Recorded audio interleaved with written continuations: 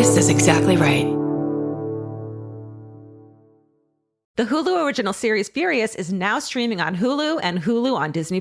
Starring Emmy Rossum as Alice Black, Furious follows a rookie FBI agent on the hunt for Catherine, played by Lola Pettigrew, a mysterious and calculating female serial killer. While Alice upholds justice, Catherine kills for it, terrorizing the rich and powerful men of New York in her pursuit of vengeance. With secrets that change everything, Alice discovers there's a thin line between hunter and prey. Watch the Hulu original series Furious. Now streaming on Hulu and Hulu on Disney Plus for bundle subscribers. Terms apply. Goodbye. I'm Nancy Glass, host of the Burden of Guilt Season 3 podcast. This is a story about a horrendous situation that destroyed 2 families. It's a scorched earth war that shows just how far someone will go to get what they want. Cindy said I had to choose between the truth and my family, and I had to choose the truth.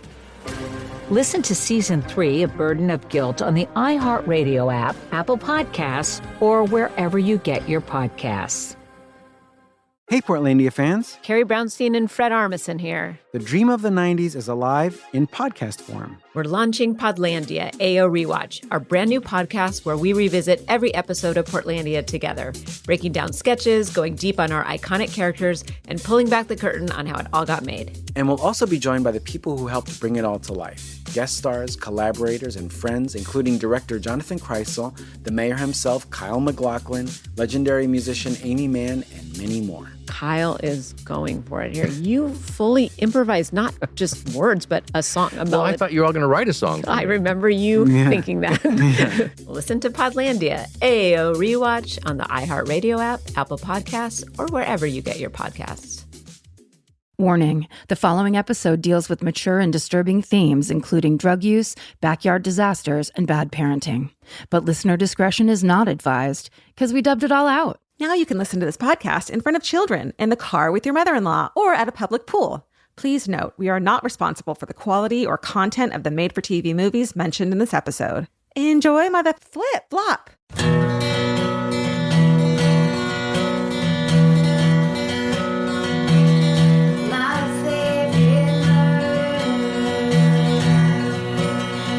Dub.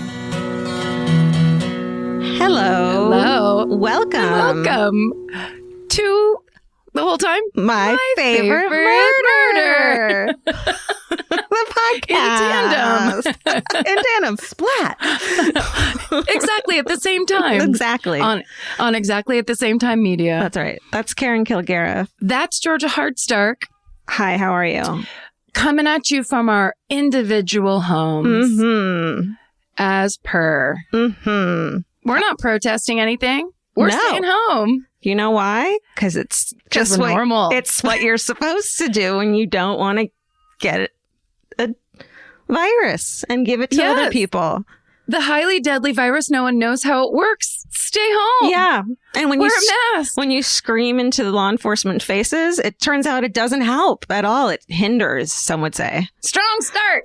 We've done it again. There we go. I mean, let's just make this a flaming political podcast at this point. How do we talk about anything else? Oh, man. Well, it's kind of being shoved down our throats all the time. That's why we do this podcast, so you can escape. This is the escape hatch from that reality into the one we've decided to create. And you should absolutely be wary of the fact that the escape hatch of reality to make you feel better is a murder podcast. Yes, please know. Please read the Post-it note that we stuck on the escape hatch before we went through it first. And it says, beware all ye who enter here, type of thing. It's two women talking. It's a murder podcast. What's a podcast? It's one big God forbid. So get ready. It's one big God forbid. That's the best.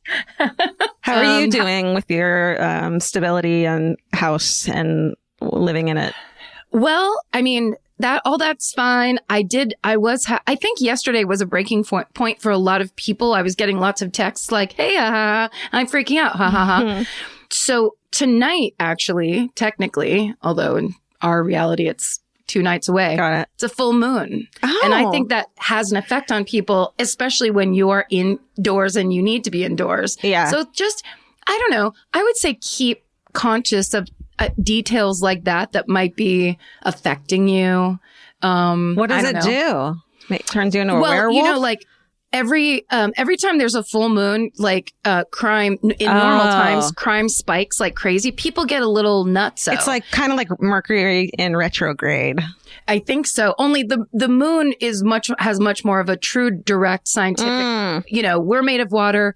The moon affects the tides and our periods and all those things. There's so push pull. There's all that. It's you all might be happening. Extra pushed, extra pulled this week. Stay aware. So yeah, I think there was a little bit of that kind of, we had a couple things we had to get done on the phone that felt like way bigger deals than they normally do. I almost cried in a business meeting, Zoom, which was so, did you notice last week when I almost started crying? Oh, I was so embarrassed. I was just like, get it together. No. Yeah. Okay. Was that when it was just the four of us though? Yeah. Yeah. Our coven. Okay. Yeah. Of ladies. And I thought, I did notice it, but I thought it was something else. So that I was just kind of like, what, that I was getting my period? I remember I said, are you okay? Oh, yeah. Yeah. And you were like, yeah. And then I was like, oh, I hope she didn't think that was me being mean or something. No. I was really doing it, but that's the weird part. And this part is driving me crazy. It's very difficult. You and I have I feel sometimes a psychic connection. Yes. Where I don't have to say a lot of stuff to you. Yes. I really don't feel the need to because I know that you're already there. I wish you wouldn't. I mean, I do. I know I do a lot, but and so it's more difficult and it's very frustrating to me to have to podcast with you when there's like, say, a delay or a thing. Yeah. Where I don't get the high of the connection. No, we have. I mean, it's almost sucks. like we need to start recording our phone calls because those are so funny and fun and like very fun. But then, then it would ruin that and it wouldn't make any sense anymore. I know. It's just an odd, like that part of the adjustment. Those are the things I'm missing and feeling is like when people go like, oh, human connection. But there really is that thing where it makes me feel like when I feel I am connected to other people. Yeah. It's very important, it turns out. Yeah, it is. I almost cried the other night thinking of like hugging the first time I'm going to hug someone besides Vince. Or a cat. It's going to be so emotional, I feel like. You know, it's just going to feel like, it's going to be like when World War II ended for the first friendly couple of weeks. Everyone's just going to be, you know, basking in these experiences that they haven't been able to do in 3 years, hopefully. Kidding. We would like to formally apologize for joking that the pandemic would last for 3 years. We had no idea we could see the future. I mean, yeah, really, when it actually ends up because people won't stop going out anyway. Right. And it ends up lasting for half a decade. And arresting Black people and giving white people masks. Tickets. You know. Yeah, exactly. The total disparity of justice in this country anyway. Anyhow. We promised you this was an escape and we're escaping you right to the front page of every newspaper that you've had to read this whole time. That's right. The perfect escape. I will say this. Here is how I am escaping. And I don't know why I found it so soothing. Scandinavian police procedurals, very much like their furniture, are so beautiful. And there's a couple I've been watching that I really binged. One is called The Truth Will Out. Okay. And it's really well done, really well made. I think that one is on Netflix. Can't remember. Everything is either on Netflix or Amazon. That one is great. And the characters are amazing. So it turns into like, it's a cold case team that's kind of ragtag. Yeah. Love a ragtag group of anything. But so well written, like so realistically wonderfully well written. And then this one I just started is called Trapped and it's Icelandic. And the main guy is this huge, I mean, like, let's be honest, he's a bear. He's like a bear. He's huge and hairy and has a big beard and he's really gruff. And he is small town Iceland trying to solve these murders. And you're like, maybe I need to move to this town. For real. I'm going there the second quarantine is lifted and we're allowed. It's like, come on. It's really cool. But, and they also, it's the thing where in the middle of a full-on foreign procedural, everyone starts speaking English. When they have to talk to other people, they'll just be speaking English with no accent. Where you're just like, man, that's cool. You're like, I'm sorry, but thank you. Yes, I really appreciate it. Could never do it. I mean, I could try to start taking Icelandic language lessons, but I would need the full 5 years. That's right. Oh God, it's maybe 5. By the time I get there, I'm saying, when this quarantine is lifted, and then she gets to move there. What else do you want to? I keep seeing a title of a show that I drunkenly wrote down to recommend and laughing out loud. Like it's like I have like Atlanta's Missing and Murdered on HBO and Evan in the Green River, like, and then just in the middle of it is a show called Flipping 101 on HGTV that I am so obsessed with. It's so good.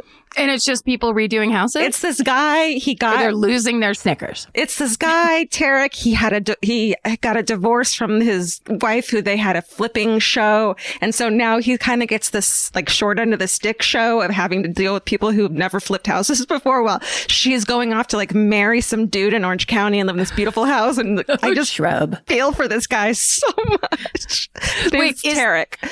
Is that written into the show, or it's just like, you just know that? If you follow HGTV like we do, then you know.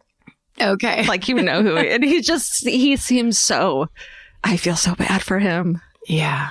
Well, you don't want to be in a famous couple and then break up. No. And then get the short end. Well, I mean, how do you, I guess you're right. If you're like, immediately marry a hot person. She married a hot person. She got pregnant. She's so beautiful. They've moved in this huge, lovely house and they're like remodeling friends' houses together. And he just is in like Alhambra remodeling like the saddest house. He's got one of those really bad like goatee. Yeah. He's grown out a divorce goatee that's not working. Oh my God. How many divorce goatees are out there? We've seen them where it's just like, I get it. You're changing it up. Trying to change something. You got to try. Please note the term divorce goatee has been copyrighted by My Favorite Murder, Inc. and cannot be used without pre-written approval. I get it. My divorce goatee was 50 pounds. So guess what? No judgment. Everyone's divorce goatee is different. It's all different. And there's no judging. Comfort yourself however you can, whether it's horrible facial hair or nonstop mac and cheese. Do your thing. God. Yeah. I mean, these days, here's something that isn't really anything I recommend per se, because it might not be interesting to anybody else. But sometimes at night, because I don't want to go anywhere and I don't want to introduce anything new into my household. Mm-hmm. So I'll just make myself like a quesadilla or something very basic with my basic culinary skills. But then I just read Postmates. Like I'll just see what restaurants are still open in my neighborhood. It's one of my favorite hobbies. It really is, where I'm like, I would get this and this, and then I just like close it all. Shut it down. Scrolling Postmates, sometimes I open it and I'm like, ooh, what's new? Like what's new in my neighborhood? Even though I'm not gonna. No, I know all the restaurants in my neighborhood. I know most of them by heart, and it was very scary and you can kind of, it's a real measuring stick, Postmates, because, a week after the quarantine was announced, a ton of restaurants just went off entirely. Yeah. And then you're just like, oh no, I hope those come back, and, getting so worried. Then there's all those restaurants that got super creative and they're like, want us to send you a bunch of flour and bread and sugar? We can. Totally. And there's like a biscuit window near one of the places near my house where they just like make different kinds of biscuit sandwiches. And it's just like, just go up to the, Oh, they're just selling my house and moving into yours. Hello. So creative. Yeah. I love it. That's a great idea. Yeah. All the pantry items and potluck. I know, it's super cool. There's so many places. It's that thing too where I'm sometimes I'm scrolling going, what if I made something? Yeah. It's like, you're not going to. But then or what if I got a full Italian family dinner? Like, what if I got just wall-to-wall carbs in here? And then I'm like, close the window. Oh man. Vince was doing like an order on Costco, and he was like, I got this, I got that, and then he said, I got ravioli lasagna. And I was like, hold up. What? So instead of the lasagna pasta sheets, it's just ravioli. So it's like double timing. It's double the pleasure, double the fun. Front, back. These are the all times on every layer we're living in. To remember, get it. Yeah. Eat it. Eat ravioli lasagna. Like I mean, nothing. How do you not turn to pasta in days like this? How do you not go, that's the solution? All rules are off here, which is fun and nice and kind of teaching me like a better way. You know, like just don't eat all the bread, but you can have bread. But you can have bread. Have really nicely made bread.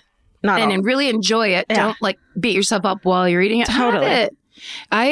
What I'm doing as a small celebration for myself is using a very large cereal bowl. Ooh, like it's too big. Smart. Have you done that where you're just like, this is easily 3 bowls of cereal, but let's see what happens. No, I've eaten 3 bowls of cereal in a row, but I've never in my life thought to get a bigger bowl of cereal. Like that's somehow not allowed in my life. It shouldn't be normally, but now it is. And it is now. It is now. I love it. You know, this has taught me 2 things about myself. One is that I don't want to bake bread, and I never want to bake bread, and I have no stuffing interest in baking bread, even though everyone's baking bread. How though? That whole thing of starting the wheat, your sourdough starter and yeast, and it's alive. It's and just like they call it a mother. Yeah, get out of here! And you have to put flour everywhere. It's like, and it tells you to make a mess. You touch it so much. You touch flour. Like, you put it on this. You add more flour. Keep rolling. Flour. And it's disgusting. Stick your whole hand inside it. You make sure your hand gets all over it. That's bread. Right. All bread is 50% someone's palm sweat. Oh, God. Yeah. Now eat your filthy bread. I'd rather it not be mine, I guess. And also puzzle. I have no interest in puzzles. And I tried. I got a puzzle of like my favorite photo of me and Vince. We're both taking swigs of beer on stage at the same time. So it's just like a can of PBR in both of our faces. Got it. Made it as a puzzle. Literally poured everything out and was like, I don't want to do this. Now, can I just give you a tiny bit of puzzle guidance to take or leave? Please. I have no interest. Yes.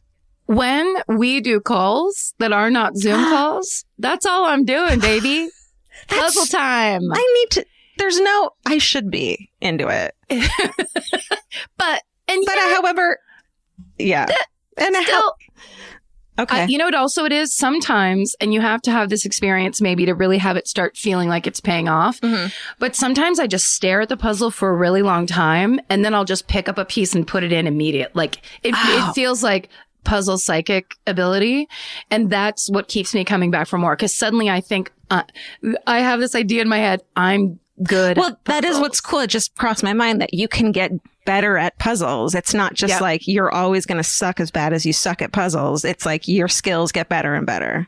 Yeah. And it's almost like, can you face, this reminds me of like I can do puzzles now because of, I think, the fact that I'm middle-aged and like in a place in my life where I'm actively practicing like patience and things that I have never been able to even approach before. Yeah.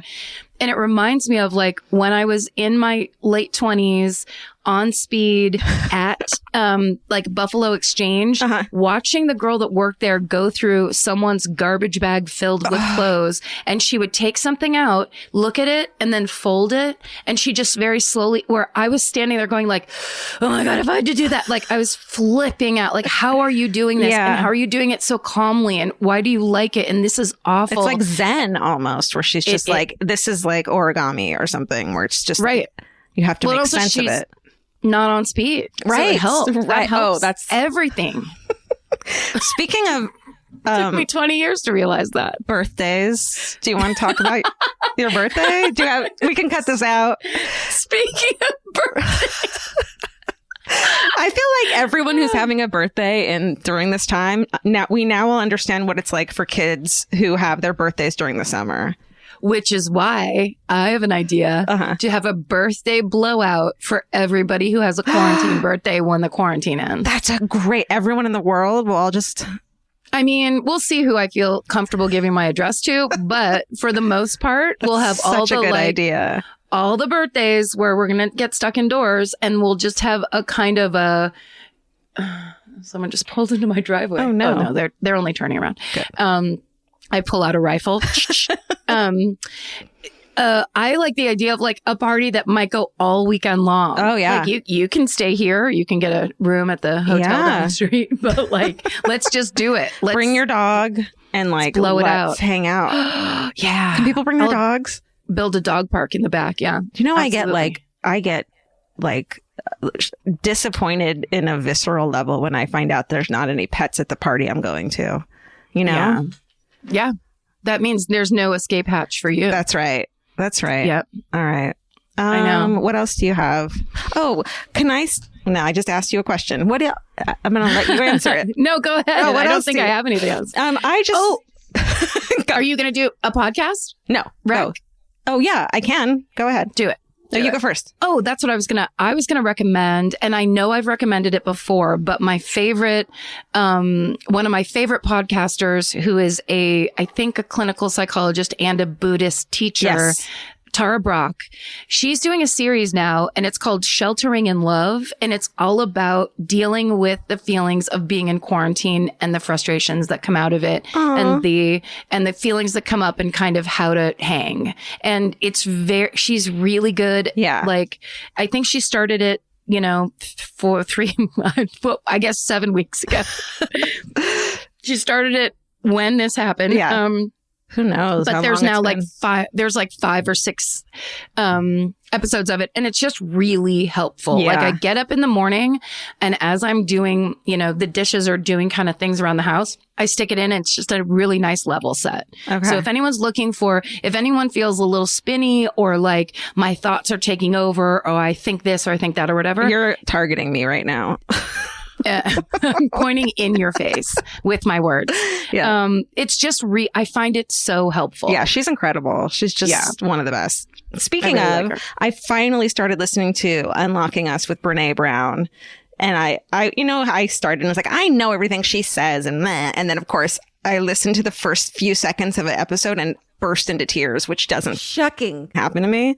What's she talking about? It was, let me see. Hold on one second. Oh, it was, okay. So it was the episode Dr. Mark Brackett, who studies emotions and teaches us like how to feel. And he said something that happened in his childhood and how hard it was as a kid to like understand what was going on. Feelings, started crying. And then there's another episode that I really love called, that's just her talking. It's called, it's just Brene on anxiety, calm, and under functioning.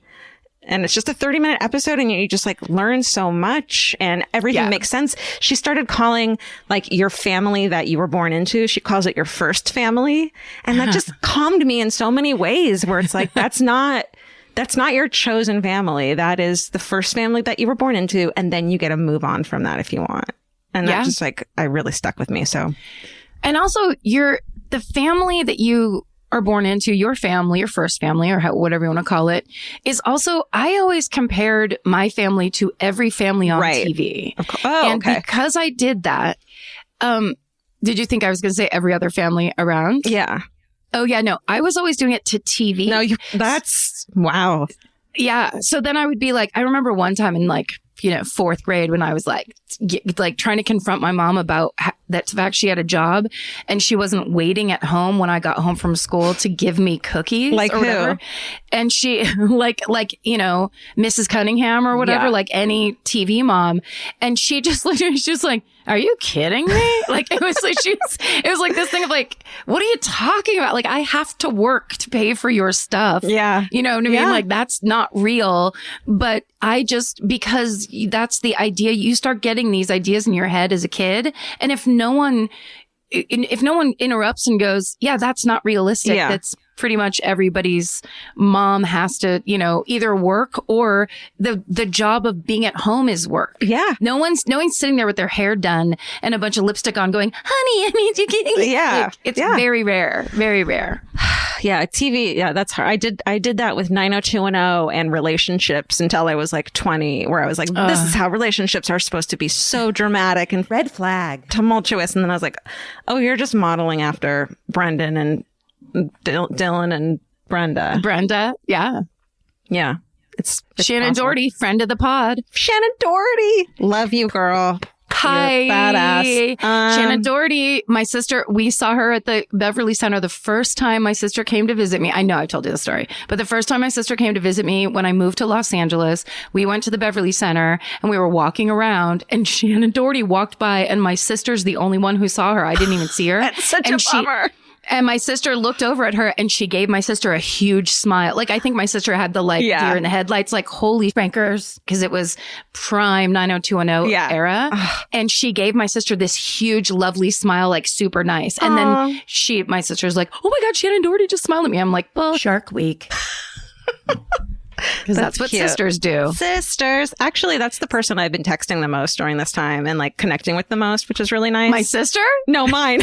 Although I did talk to your sister on text. Did you? She texted me and we texted a little bit. My dad and your dad and my husband have texted a little bit just to check in. That's the love of a lifetime. Definitely. I'm not surprised that my dad texts Vince because he asks me how Vince is, I would say every other phone call, where I'm just like, I mean, this is sexism, A. Yeah. And then B, just ask him yourself if you're so interested. Vince is a fabulous lumberjack at this point. That beard. Is he? It's like the third person in our quarantine now. It is majestic. I've asked him if I could put flowers in it and take a photo. It's like, I want to see a picture. Okay, I haven't seen it. I'll send it to you. We can post it, or I'll put flowers in it. It's pretty special. Is it long? It's robust. Oh, yeah. It's like going wide. Yeah. And there's it's like gray and there's red hair and there's whatever. I don't need to talk about my husband's beard. Oh, speaking of. Sounds like you like him. Just speaking of my dad. So apparently, I don't know if you've heard about this, but Britney Spears has a home gym.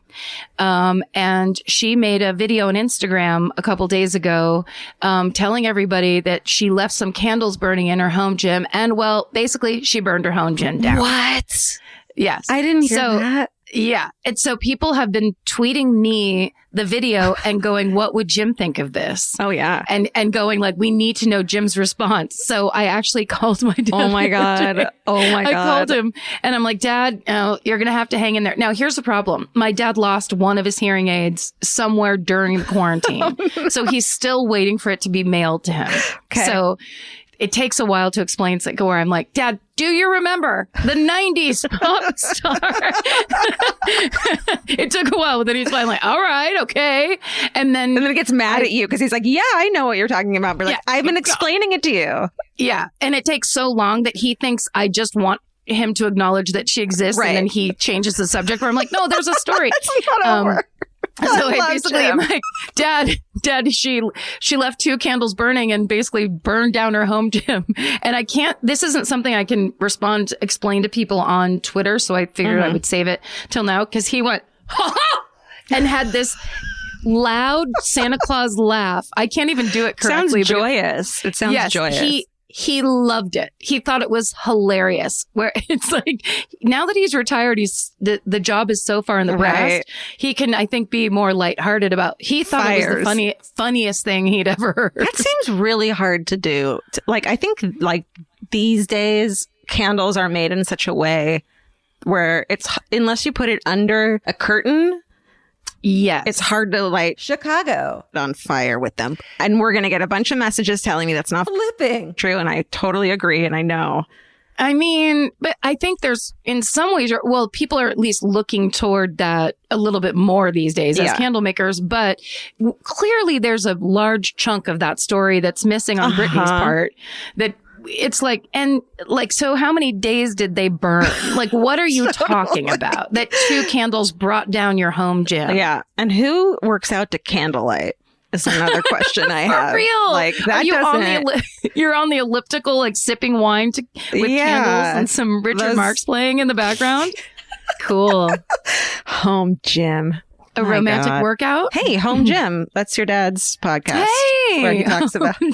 Oh, and then so I explained to him that people were asking what he thought about that on Twitter, and then he just went, "I got fans." I got fans. Jim, we're big fans. Home gym. home gym. That's him during the quarantine.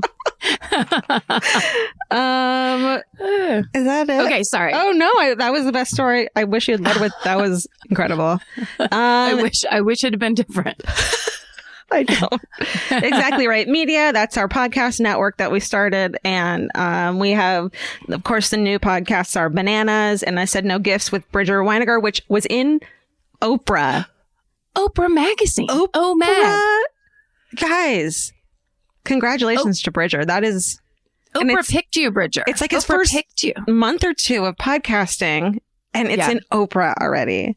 Yes. So it's very cool. We just found out before pressing record that if you go to like iTunes and search Exactly Right, all the podcasts that are on our network come up and then some. So you can check out what's going on. Oh, I have a really quick corrections corner. Yeah. I said in the mini-sode this week, I pronounced a city wrong, shockingly. Oh, really? Yeah. New Hampshire town is pronounced Nashua. Not Nassau County or Nashua. Okay. Nashua. Nashua. Sorry about that, guys. New Hampshire? Yes. Is it? I think so.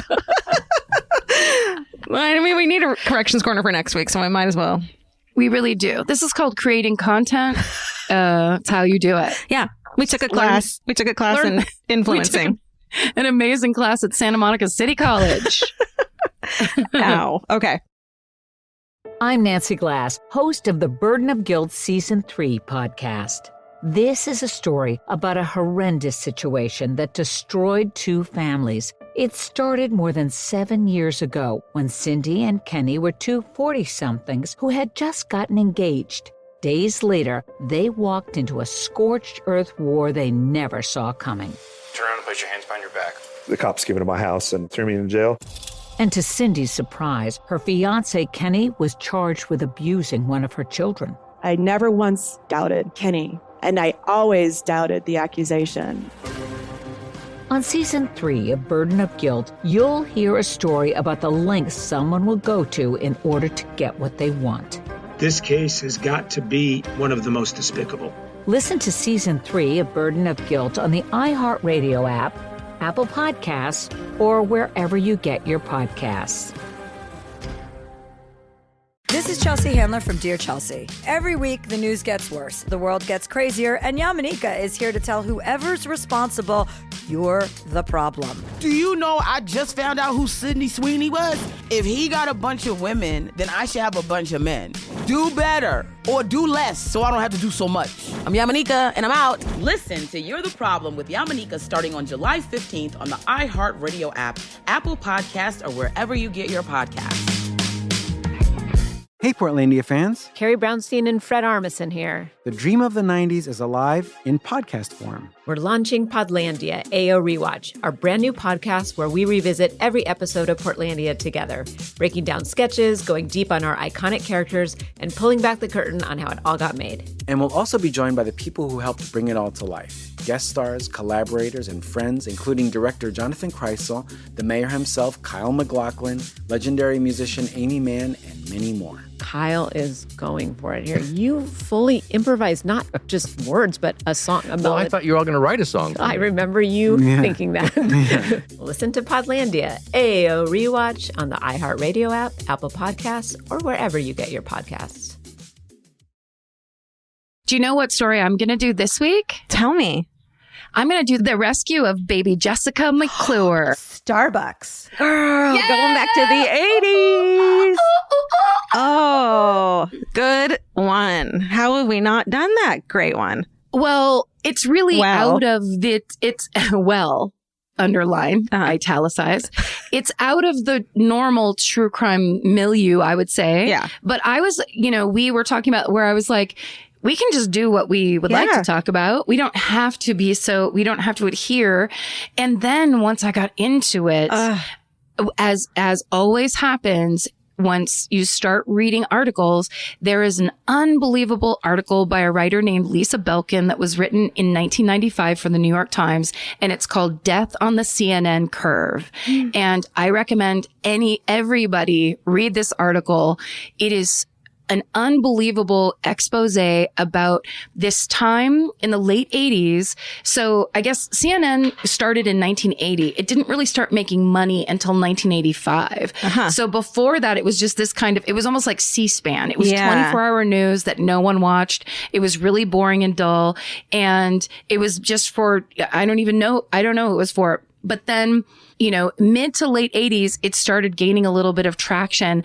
And this Baby Jessica story is one of the things that started kicking off the 24-hour news cycle. Disasters. People are just so interested in disasters. Right. But this was, if anyone relates, it's this us. Team. I'm not It's shaming this anyone. Team right here. Yeah. But it's just fascinating because before this time, and it's so difficult for a lot of people who weren't around for this, and it's odd to even think about now, like there's this time in the late 70s, early 80s where nothing was branded. Like there wasn't brands of things sticking up all over. There wasn't that brand awareness. It would just be like, if there was a calendar on the wall, it would just be a willow tree. You know what I mean? It was people just had a brown couch, a brown plaid couch and shag carpeting. Yeah. You buy your couch from Sears or JCPenney. Or it's just the couch that was there when you moved into the house. Like there was this real brown, low-key aspect of life. Nothing was sexy. Nothing was being advertised toward any demographic. It was all very kind of. It was like rich people. So it was like out of our eye shot. Yeah. Yeah. Or it was aspirational, like the Bain de Soleil commercial, where it was like the lady diving into the pool. You'll never be here by Bain de Soleil. Right. I love that commercial. Anyway, so this is kind of about the time where the 24-hour news cycle began to take off. And then I think that's another reason why I was kind of went, this would be good to talk about now. Yeah. Because now we are in this world where we're so used to it and we're so used to just getting constant information and kind of being left to the mercy of the 24-hour news cycle, whether or not we're choosing to participate in it. It's a barrage. Yeah. Well, but I was going to say this because at the end of the episode before the live show that we posted 2 weeks ago, I did say something about the news is trying to scare you. And there was a couple reporters that tweeted at me like they were upset about it, which it was like, what I meant was the people who decide what goes on the news, because I was absolutely wrong to say that in terms of how many journalists are out there, risking it all to tell important stories and get the facts. And also, especially these days, there's so many feel-good stories and stories about people caring about each other and connecting with each other. Yeah. So I did misspeak, and I kind of used the language of the people who want to attack the media, and I should have thought that through better. So I do apologize. Yeah. But I more meant the people who decide what we ingest as news, which is not, it goes way above all the people who are trying to report the news and keep us all informed. It's the shareholders that decide what's allowed. It's the 6 billionaires that run a political Trump. So okay, excuse me, I scared Elvis. Yes, we you broke up with your boyfriend. We obviously, we wouldn't have a podcast if it weren't for these incredible journalists who do so much insane, wonderful work that we then, regurgitate, condense and regurgitate. And we are so grateful for that. And in my wildest dreams, I would be a journalist. I mean, truly. Yeah. And true crime journalists, true crime writers, yes, we would not be here without them. Yeah. So my apologies to anyone that was offended. Yeah. And that's why we up top before our stories give credits, because we know it's so important. Entirely. So this, story I'm about to tell you, I was going to tell you the version that I kind of experienced. And then I read Lisa Belkin's article, which was kind of about the full experience, not just what happened directly after the rescue, but then the effect that had and the effect the fame had and the fact that the world could see this, the world could see what happened in Midland, Texas, this tiny little town. At a time where it hadn't really happened that much before. Yeah. Wow. So this was one of the first times that it happened. And it's really fascinating. So anyway, so it is October 14th, 1987. I'm 17. My eyebrows are flourishing in a way.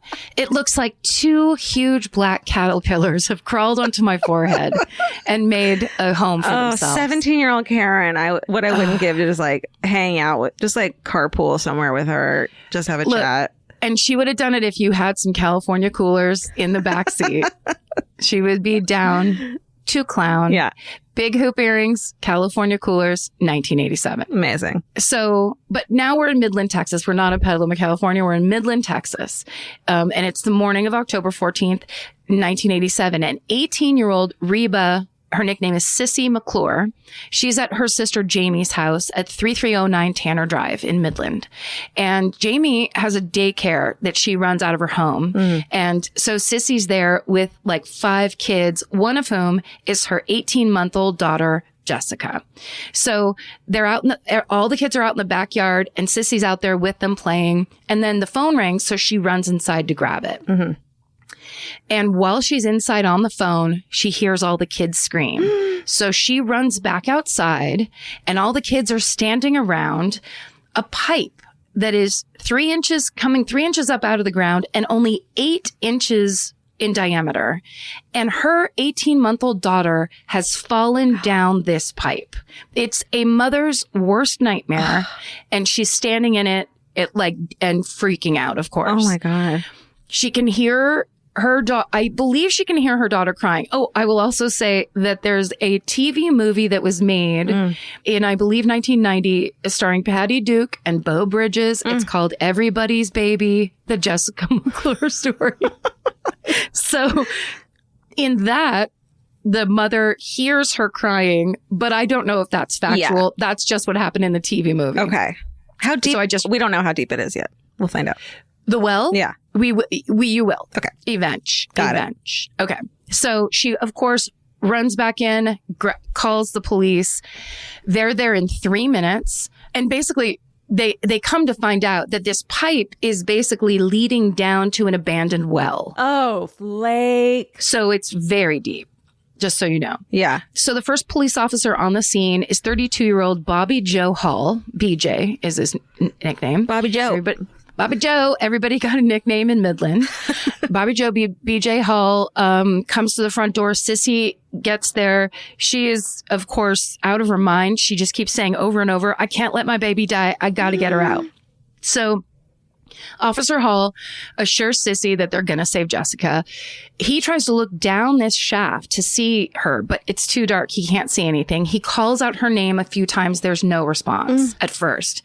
Then he can hear faint crying. So they know she's alive. Oh my God. Paramedics show up at the same time as the police. So the paramedics are back there with them. They start pumping oxygen down into the opening. Okay. As more first responders arrive on the scene, someone comes up with an idea to lower a microphone that's attached to a flashlight down into the shaft so they can hear her. So they're calling out to her. They wait to hear her respond. Then they hear her, make sounds back, and they can figure out from the length of the microphone that she's 22 feet down this well. Mother of pearl. Yeah. Way the funnel cake underground. Yeah.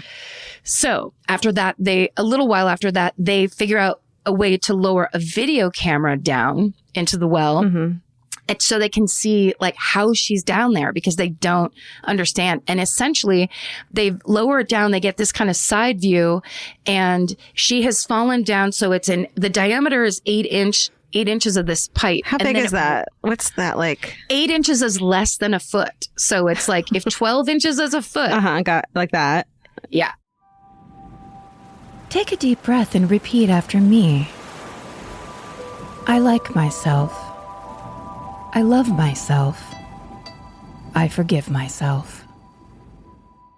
It's like, it's basically tiny. like that. Like, it's tiny.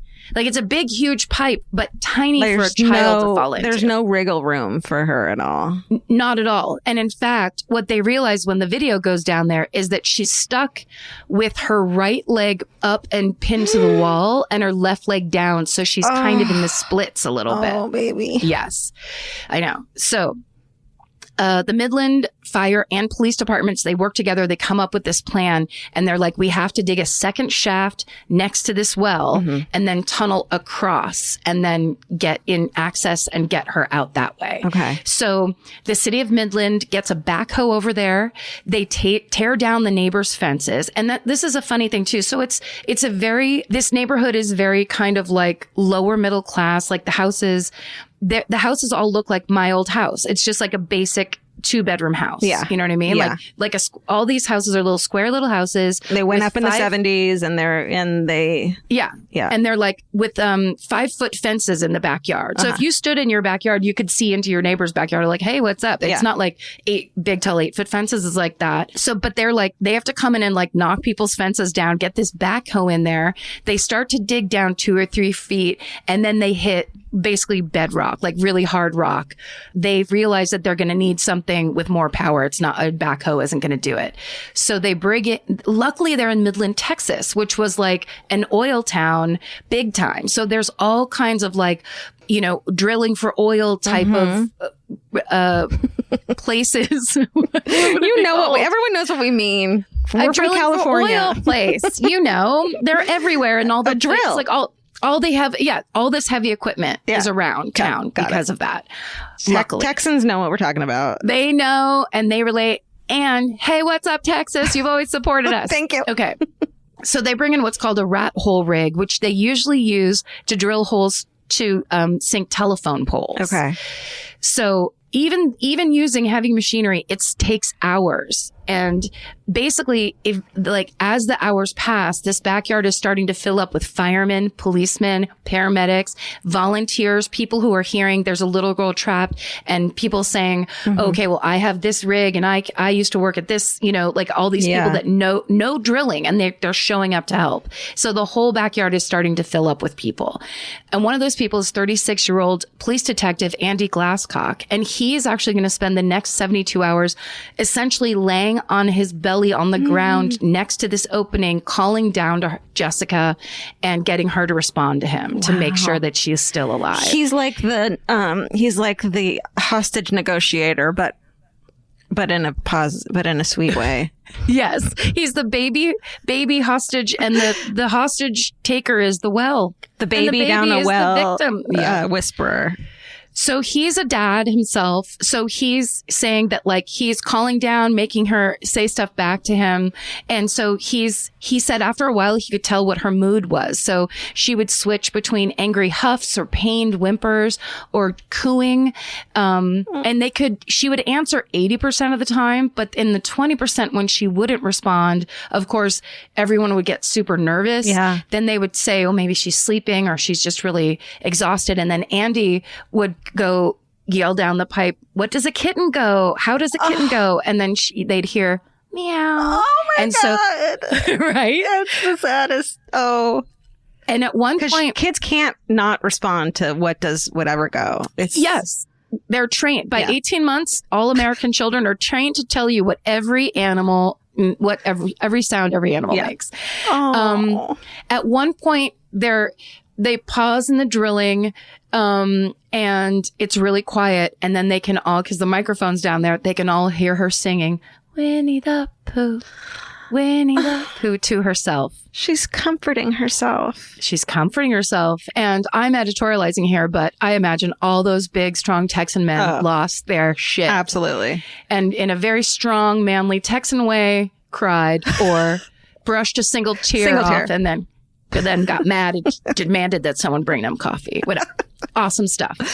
Wow, okay, so now October 14th, 1987 is actually a very big news day. So a U.S. flag tanker is hit by a missile in Kuwait.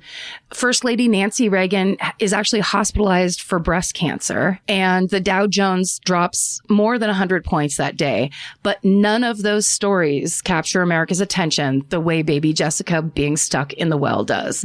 And that's mainly due to the fact that CNN is covering it nonstop. Yeah. I said this already a little bit beforehand, but it had been running for 7 years at that point, but this is only the second time they or any station covered a story live around the clock. The first one was a year earlier when the Space Shuttle Challenger exploded. Right. And this story was just as big, but in this way of that it still had an inkling of hope. Yeah. So CNN has reporters live on the scene almost immediately, and they keep their cameras like rolling on this backyard for this rescue mission nonstop the entire time. And everyone is glued to the TV. Millions and millions and millions of Americans. Dude, 7-year-old Georgia was sweaty watching. For sure. 17-year-old Karen was drinking in a field, but her heart was with the family. No, I saw it all. So other news networks pick up the story, and this backyard it's a media frenzy. So as reporters show up, neighbors are letting news cameraman, because first of all, the backyard fills up entirely. Jamie's backyard fills up. Yeah. Then the neighbors are letting news cameraman into their backyards that are surrounding this backyard. And they're sitting on ladders in neighbors' backyards with their cameras so they can get the shot above everything else. And then that becomes kind of the surrounding outline. And,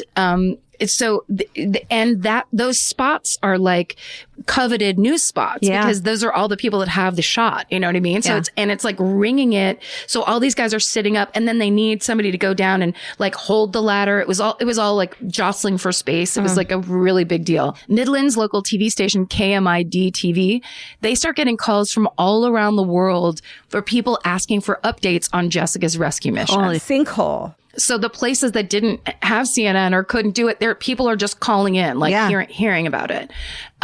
Okay, so it takes the rescue team 6 hours to dig the first parallel shaft. Now it's nighttime, it's getting dark. The whole world is on the edge of their seats, and everyone is just scared to death. Will they get to her in time? Yeah. And do we know who coined Baby Jessica, or it just kind of became the name of... I think it just became it. Yeah. I don't know. I didn't find anything that said that, but it was me. I take credit. Took her first sip of her first bottle of James and then turned to her friend and said, I'm calling her baby. She's my baby. Suddenly I have a Texan accent for no reason. And also it's not really Texan. Okay, so here's what I love. The Midland police chief and the Midland fire chief both know they don't have enough experience for a rescue that's this important and this, complicated, delicate, and complicated. So they reach out to a man named David Lilly, who's a special investigator with the U.S. Mine Safety and Health Administration in New Mexico. He's originally from West Virginia, and he grew up in a family of miners. So he has extensive experience and knowledge in underground recovery work. So they fly David Lilly out to Midland and basically interview him on the spot, and immediately realize he knows his stuff. He's the guy. And now David Lilly is in charge of this rescue operation. So, by the time he gets there, this parallel shaft has been dug 29 feet deep down. It's 30 inches wide. So, and they're actually starting to dig a horizontal tunnel across to where they know Jessica is stuck. Yeah. But then David realizes there's a problem with the tunnel's trajectory, because if they've made it so they're aiming right for where she is, but that would mean they would have to break the wall in on her. Right. And so he's like, no, we have to dig down even further and then tunnel across and up. So he reroutes them. So basically the tunnel will connect 2 feet below where Jessica is stuck. Okay. So he also notices the dig team is using weak drill bits, which makes them have to stop and resharpen over and over. And it takes up way too much time. So he gets them built drill bits made of tungsten carbide, and they drill for longer, and so they don't have to stop or do anything. And he would later explain his strategy, saying, quote, "Our strategy was that we would drill a series of holes in a square about 24 inches across and 18 inches down, and the holes would be no more than 2 inches apart. And then we would take a 45-pound jackhammer, also with a tungsten bit, and hold it there to knock out the rock. And we were going about an inch an hour. It was terribly hard rock, and it was slow going because you had to lie down on your stomach holding a 45-pound jackhammer in front of you. Holy Snickers. But I've never seen more dedicated people." That quote's from People Mag. So the next day is October 15th, and the team finally reaches the wall of the well. but the rock around the well is even harder. So in order to drill through that, they have to use a high pressure water jet cutting. But finally they do break through. But the entryway they make is really small. There's a local roofing contractor named Ron Short, and he comes to volunteer to help because he was born without collarbones. And so he can like basically fold in his shoulders, and basically fit into cramped spaces. Yes. So he's there. I mean, this is what the people of this spot in like Midland, but all around. Yeah. People show up and they're just like, there's in Lisa Belkin's article, she says there's a contortionist that shows up from Dallas who's like, what can I do? Oh my God. Like people are just like, we want to help. But they don't know how badly baby Jessica's hurt. Right. And they know that moving her could potentially make it worse. So they finally decide that a Midland firefighter with paramedic training named Robert O'Donnell should be the one that goes down into this shaft. So this is actually going to be a full quote from Lisa Belkin's article, Death on the CNN Curve. Quote, "At noon on the third day, the drillers stopped, the reporters clung to their ladders, and everybody watched as O'Donnell, with a mining light strapped to his head, was lowered by a cable harness down the shaft. He was chosen because he was tall and thin, 6 feet, 145 pounds. He didn't mention he was also claustrophobic. He lay down on his back and wriggled headfirst through the cross tunnel with his arms out in front of him. The air was wet and sticky, and within moments he was bathed in sweat. It was like trying to slither through a tightly wrapped sleeping bag," he would tell reporters later. God. Can you imagine? No. I mean, he inched to the end of the tunnel until he could look up at the shaft that held Jessica. Only the first few feet were lined with the pipe that protruded up into the yard. The rest was raw rock wall. One of Jessica's feet was dangling down toward Robert, but the other was out of sight, wedged near her head. So she was almost in a split. And this is his quote, "Juicy," which is the parents' nickname for Jessica. "Juicy, I'm here to help you." Ooh, I might cry. Sorry. He asked her to move her leg, and she did. Satisfied that she probably had no overwhelming spinal injuries, he started to tug on her foot, but she didn't budge. She was wedged in too tight, and he did not have enough room to maneuver. He cursed, he prayed, he became resigned to the fact that he would have to leave so that the diggers could widen the tunnel. Oh my God. He promised her he would come back. God, okay. That poor little girl. So he has to go back through that tunnel that was so awful to go without through. Without her. He comes up. He's really upset. There's some people, they're doctors on the scene that are like, we think he's too upset to go back in, but he insisted that he was fine. They got like Vaseline and they made it a little wider. They got Vaseline. And there was also, just so you know, it's really interesting. I found this infographic that showed how narrow this crazy tunnel was at top and how it widened out. And they put a balloon under her so that she wouldn't fall further down. Oh, ships. Yeah. Yeah. So like they came in, they put the balloon down there. And then basically he went in, you know, it was widened out a little bit and they just basically put a little Vaseline. He tugged on her, he pulled her and he got her and he pulled her back through the tunnel. So at 10 p.m. on October 16th, 1987, after 58 hours, 2.5 days of being trapped. I had chills. The thought. Yeah. 18-month-old Jessica is pulled free by Robert O'Donnell and taken back across the tunnel to the parallel shaft so at the bottom of the shaft, that parallel shaft that they dug, paramedic Steve Forbes is waiting there. He has a backboard, which is that thing they put like when you're in a car accident or whatever. He has a little one for a little baby. He has a bunch of gauze. So he wraps her head. She's got a big cut on her head and her arms and, you know, stuff wrong with her legs. So he basically does real rudimentary kind of head wrap. He sticks her on this backboard and they get onto this like plank and the two, Forbes and baby Jessica, are carried 29 feet up and out of the shaft. And when they get to the top, and I swear to God, you all have to go and watch this. It's a 40-second clip on YouTube. And I was crying so hard. Oh my God. I was like, this is more than just this video, but it's so beautiful. When they get to the top, it's 10 o'clock at night. So it's all this, it's nighttime, but then it's all these lights, like Klieg camera lights that they put up. Yeah. And by this point, you've got the reporters on their ladders, but it's like 8 people deep. Yeah. It's mostly men. It's mostly these rescue workers and these volunteers. And when they come up out of this well, there is cheering and applause like you would. I mean, these are seasoned reporters. Yeah. These are like paramedics and firemen that have seen everything, and people are going nuts. Oh my God. Church bells across the town of Midland are ringing. And Jessica, even though she's covered in dirt, she's clearly dazed.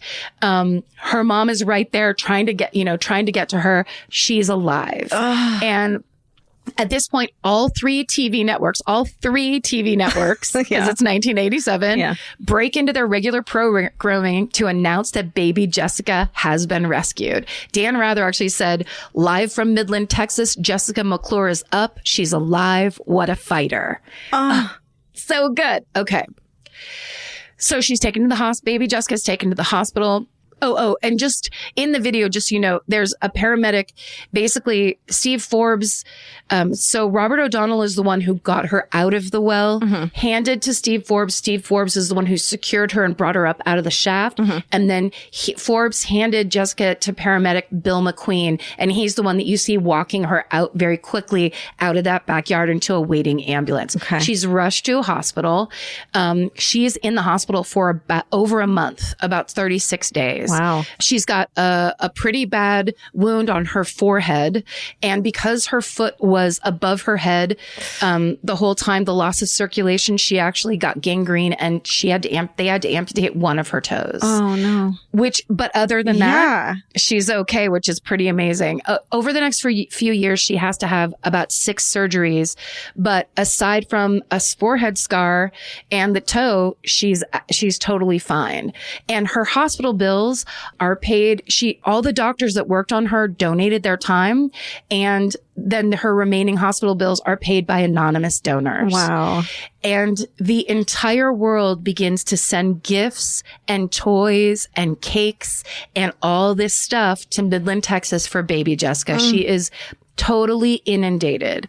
President Reagan and the First Lady call the McClures, tell them that they watched from Nancy's hospital room. She was supposed to go in for a biopsy, and she said she wouldn't leave her hospital room until the baby came up. That's the quote from Nancy Reagan. Yeah. I spit on the ground at that name, but still, we're all human beings doing our best. Sure. So are we? Okay. I mean, are they? Will we? Were they? Did they? Sometimes. There are parades for the rescuers. And when Jessica's fully recovered and out of the hospital, the McClures guest on Live with Regis and Kathy Lee. Remember? They get to give their firsthand account of the story. Of course, baby Jessica is so charming and lively, and everyone is in love with her. And of course, in 1989, they make the ABC television movie Everybody's Baby, The Rescue of Jessica McClure, starring Patty Duke and Beau Bridges. But of course, as with all things like this, with sudden and huge worldwide fame, there's a dark side. The state of Texas files a negligence claim against Jessica's aunt, Jamie Moore, whose daycare center it was. What? There's a mine pipe in your fucking yard. I know. That's the city. It's pretty much what they have to do if something happens to a kid, they have to do it. And apparently the person at that department where those claims are filed was like, those people have suffered enough. But Jamie Moore ended up closing that daycare permanently. I mean, of course. Right. So then the charges were dropped. But both the pressure of worldwide and small town fame eventually gets to Jessica's parents, Sissy and Chip McClure, when they take $30,000 of the money that is given, because they end up having to open like a trust account because people just keep giving money. So they take $30,000 and buy a 3-bedroom house on the edge of town, which is huge and way bigger than the house they already had. $30,000. Can you imagine? $30,000. The town gossip is like they're spending all of Jessica's money. People start to go crazy because it's jealousy and all kinds of stuff. Sure. This is an amazing quote from Lisa Belkin's article that it really warmed my heart. or not really. You'll see. Quote, we were over at Denny's one day soon after it happened when she came in, says Maria Petronella, who lives 2 doors down from the house with the well and was out front with a garden hose on a recent June morning trying to resuscitate her baked shriveled grass. There was a wait and she looked at the guy and says, just like that, do you know who I am? I'm Jessica's mother. I said to her, if it wasn't for a whole lot of other people, you wouldn't be anybody's mother. Oh, swish. So this is the kind of friendly small town, pressure and like the behavior change, the gravy, status change, hierarchy, celebrity, the financial change, the celebrity aspect. Everything goes nuts. Yeah. It seems like it never works out great. Well, if everything changes overnight, I mean, how can it work out great? Yeah, look at us. You saw us at Denny's. We're out of our minds cutting in front of people left and right. Gotta get moon over my hammy. And I gotta get it before you. That's what makes it delicious. So Sissy and Chip McClure end up getting a divorce in 1990. The pressure just gets to them. But worse than that, the fame and the pressure also affects the first responders who are there. So this is another big quote from Lisa Belkin's article from New York Times. Quote, the attention heaped on the McClures trickled down to the central players in the rescue. Andy Glasscock was seen in the Michael Jackson video Man in the Mirror. That's right. Remember? Yeah. It included flashes of major news events. Forbes and O'Donnell each received a wall full of citations and plaques, and O'Donnell was asked to serve as a judge for the G.I. Joe Search for Real American Heroes. And attend the White House Awards ceremony for that program. Not only was he a guest when Oprah Winfrey brought her show to Midland, but he also sat next to her at the press conference beforehand. He was invited to speak at so many firefighter conventions around the country that he developed a slide presentation. Forbes and O'Donnell and their wives were flown to Los Angeles to appear on the television program Third Degree, where a celebrity panel tries to guess what 2 seemingly unrelated individuals have in common. The panelists knew immediately who they were. Wow. That's how famous they were. Yeah. A 4-foot by 6-foot plaque was hung on the wall of the Midland Center, a bronze rendition of the Pulitzer Prize winning photo. Oh, so there was a news photographer from an Odessa newspaper who was one of the people up on one of those ladders. And when the baby got brought up, he snapped a photo that went on to win a Pulitzer. Holy shit. So like big stuff was happening for all of these people around there. Okay. An area a few blocks away was renamed Volunteer Park. At the actual site of the rescue, an iron plate was welded over the pipe with the inscription, "For Jessica with love from all of us."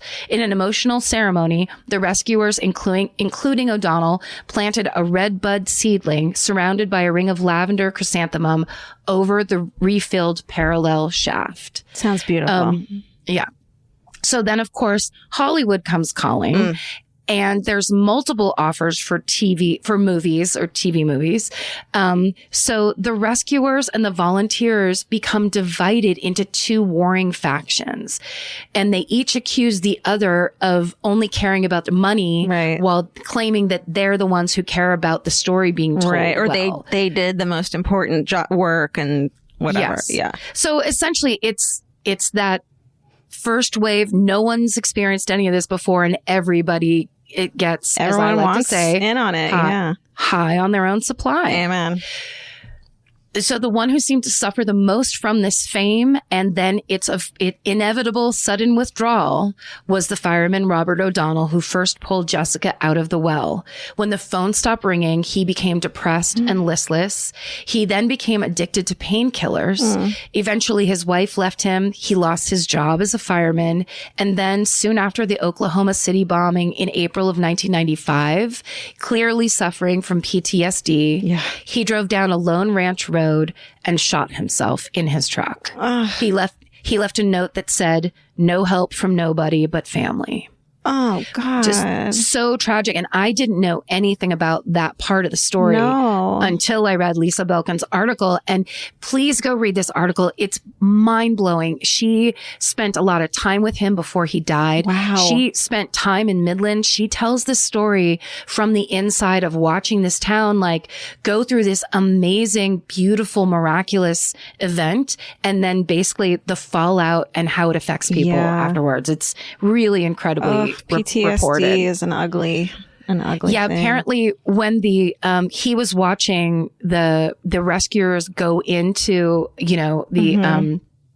the Oklahoma bomb site. And he said I think by that time he was living with his mother. I mean, things were very dark for him. And he looked at his mother and said, those guys are going to need help. Yeah. Just knowing and seeing like, oh, this is what happened to us on like an even bigger scale. Right. Totally. But the upside and the kind of miraculous thing is baby Jessica herself turned out great. So she goes on, she graduates from Greenwood High School in 2004. She gets a job working in a daycare center. And as she's working there, one of her coworkers, introduces her to her brother who becomes her husband. They get married in 2006. They have 2 kids, a little boy in 2007 and a little girl in 2009. And then what's my favorite part of the story and so beautiful, people never stopped donating to baby Jessica's trust fund, and she wasn't allowed to access it till her 25th birthday. It had $800,000 in it. Are you kidding me? No. People from all over the world gave baby Jessica money for years and years and years. Can you imagine? Can you imagine? So, and also like, yeah, it's like, basically, oh, my neighbor's waving hi. Hi. That's the guy that told me I was beautiful. Oh, hi, we love you. I love him. Okay. So then other than a small scar on her forehead and of course she only has 9 toes. Right. But other than that, Jessica doesn't remember falling. She doesn't remember being in the well. She doesn't remember being rescued. She doesn't feel traumatized by it. She feels really lucky. And she says that the one amazing lesson that she learned from that whole experience, she's told this to Time magazine. If you look hard enough, there are so many good people in the world. Right. That is the story of the rescue of baby Jessica McClure. Karen.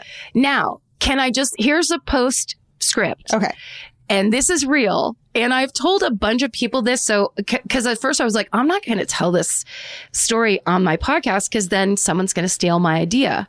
But all right, I wrote this document, I would say 2009.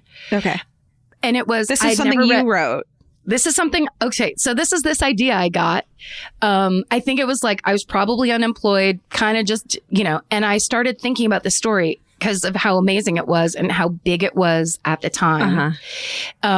So I wrote up a document because I wanted to write a sitcom called Oh Well about adult baby Jessica being a total monster. Okay, so here's the idea. And I knew nothing about real baby Jessica. Yeah. So real baby Jessica, if you hear this. This is fictionalized. I love that you're normal, cool, and you have $800,000, everything about it. But my idea was, because I think I heard like in People or Time or whatever, that she had this huge trust fund.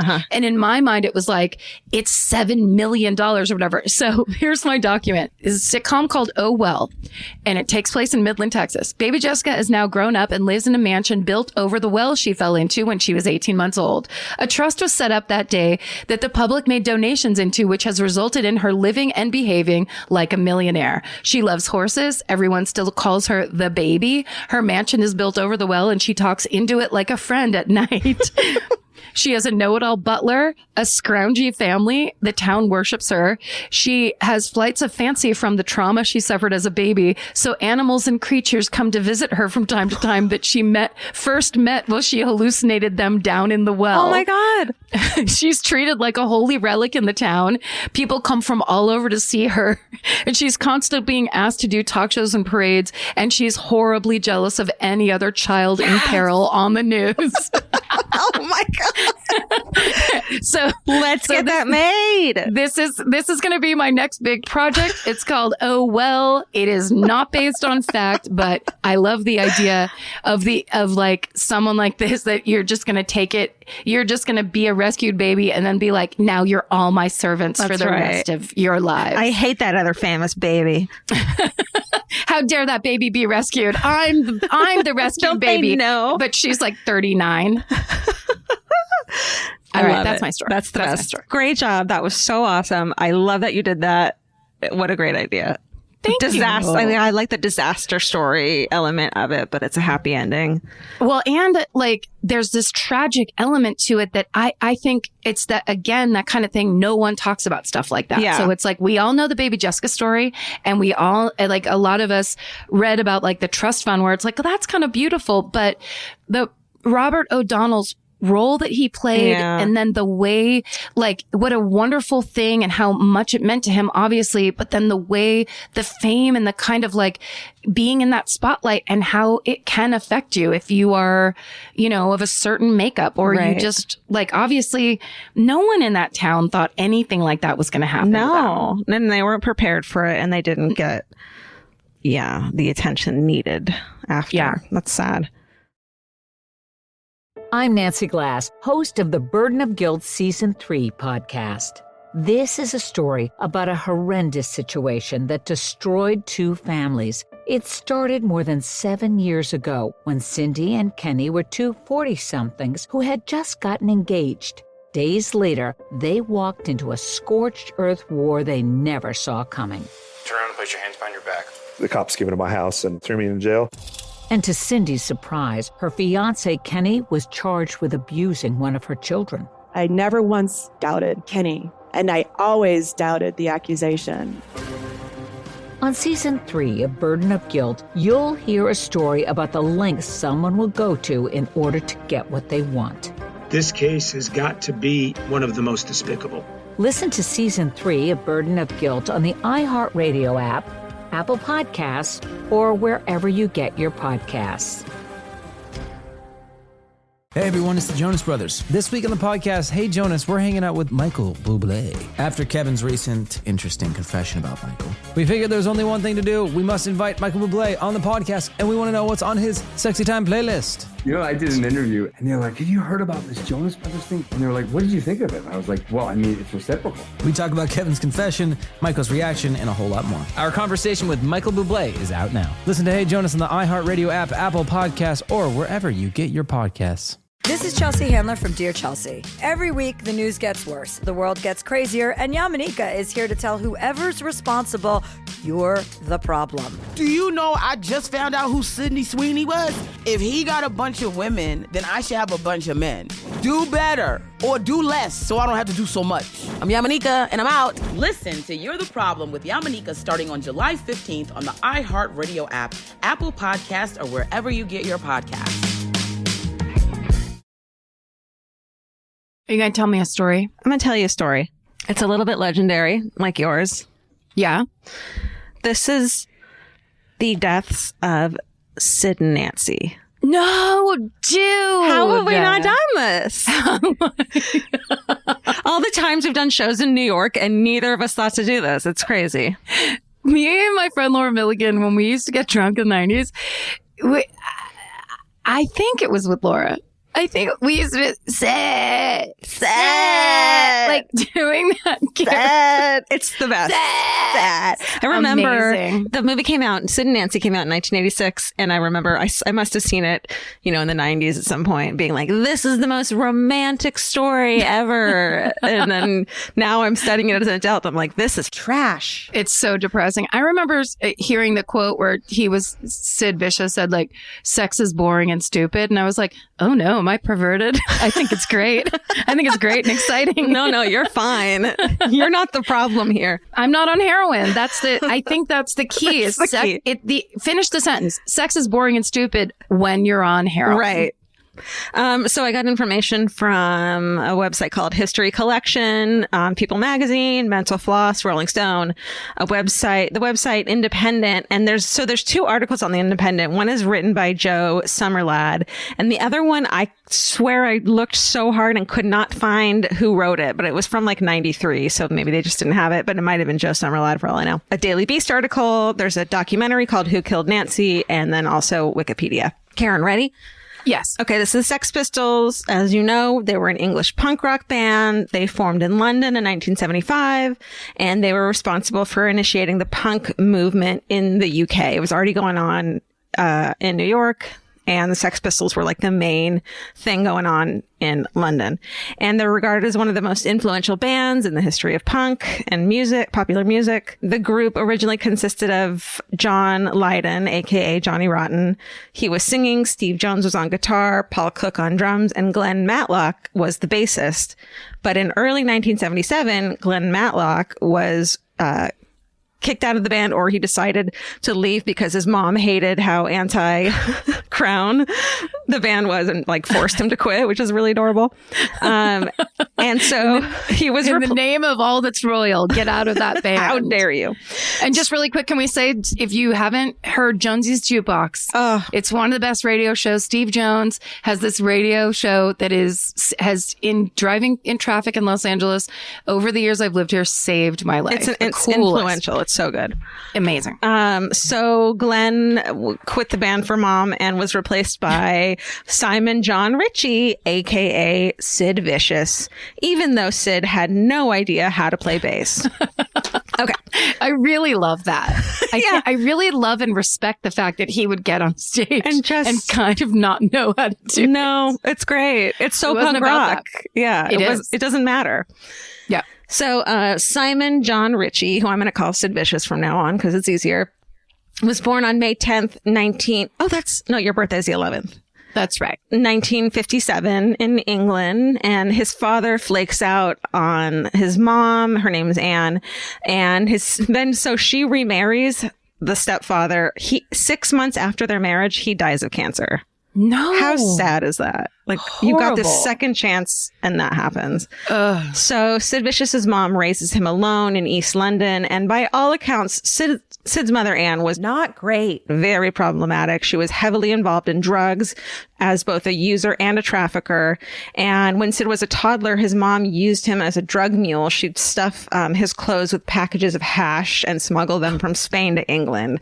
So, lady, not a good start. Not cool. No. That's really not Marion Cunningham. No. I thought my mom was bad. Right. No, your mom's amazing. She killed it.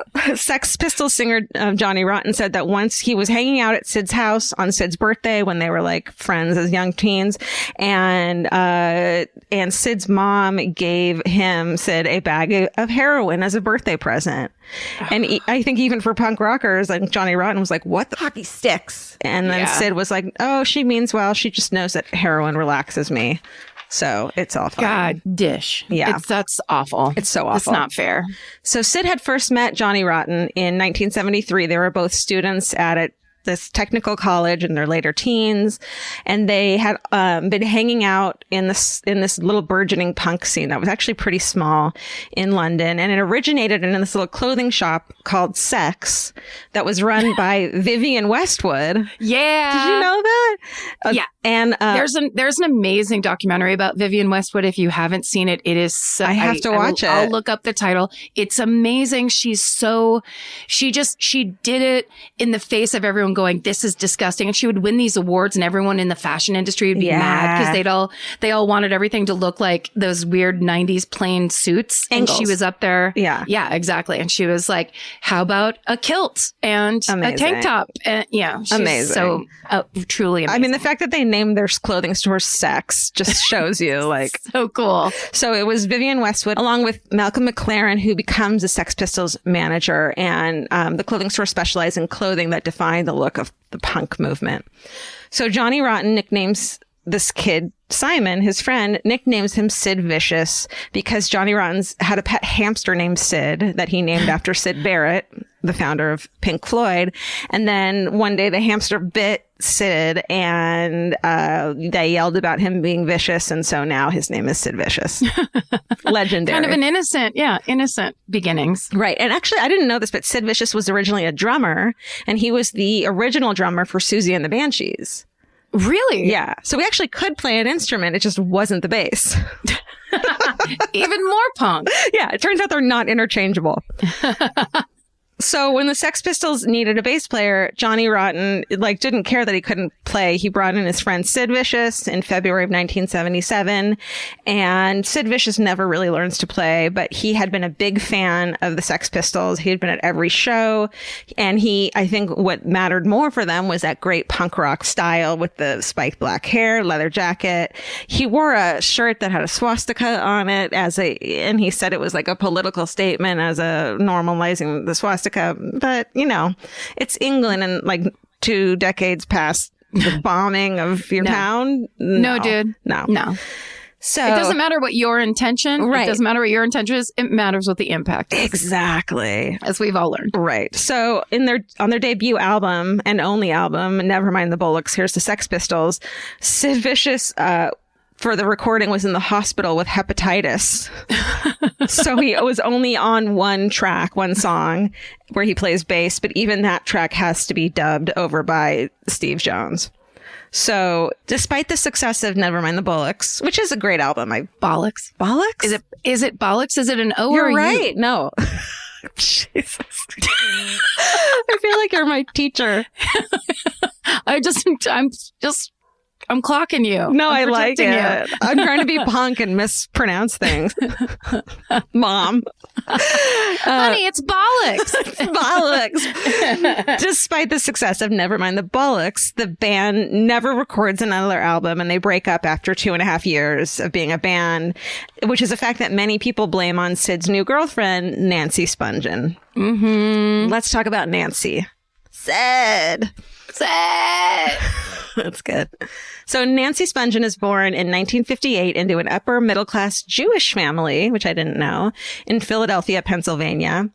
As a young girl, Nancy is super smart, but her mom describes her as a problem child. She has a lot of issues. She was born with the umbilical cord wrapped around her neck, which may have caused some injuries. She throws violent tantrums as a kid. She bullies her siblings. She threatens her babysitter with a pair of scissors. Shoot. She even attacks a psychiatrist who was trying to treat her. So she's just really problematic. She's diagnosed with schizophrenia in her teens, though I don't know how accurate that is. That must be like the early 70s when those diagnoses, and I don't know who diagnosed her, if it was her, an actual psychiatrist or her mom just thought that, so whatever. But she starts using drugs, as a lot of us do, and graduates early from boarding school at 16, and she moves out on her own, and by 17 is in New York City. She arrives right as the New York punk scene is blowing up, and she makes money with part-time sex work. So she's totally enamored with the punk scene and all the hot dudes and the bands. You're 17. And yes. She eventually becomes known as a groupie, and she follows bands like the New York Dolls and the Ramones. And it seems like she's just hanging out in that big, CBGB era. I mean, just the definition of cool. Exactly. She's there. She's in it.